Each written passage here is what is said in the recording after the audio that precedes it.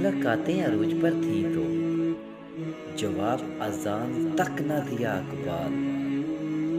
सनम जो रूठा है तो आज मुअज्जन बने बैठे हैं। न कलमा याद आता है न दिल लगता है नमाजों में। गाफिल बना दिया है लोगों को तो दिन की मोहब्बत ने। कितनी अजीब है गुनाहों की जुस्तजू अकबाल। नमाज भी जल्दी में पढ़ते फिर से गुनाह करने के लिए। जिसका अल्लाह कफील हो वो किसी का महताज नहीं रहता। क्या इंसान ये समझ रहा है कि हम इसकी हड्डियों को जमा ना कर सकेंगे?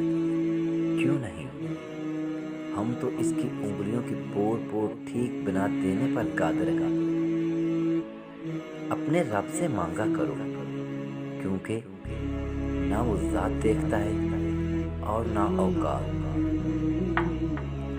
अल्लाह ताला फरमाता है, मेरी मोहब्बत तो देखो। जो फरिश्ते शाम को तुम्हारे गुनाह मेरे पास लाते हैं, मैं सुबह इन्हीं के हाथ तुम्हारा रिज़्क भेज देता हूँ। गुनाह के दौरान मौत ना आना और गुनाह के बाद तौबा की मोहलत मिल जाना अल्लाह पाक का बहुत बड़ा एहसान है। अच्छे लोगों का इम्तिहान अल्लाह बहुत लेता है पर साथ नहीं छोड़ता। और बुरे लोगों को अल्लाह बहुत कुछ देता है पर साथ नहीं देता।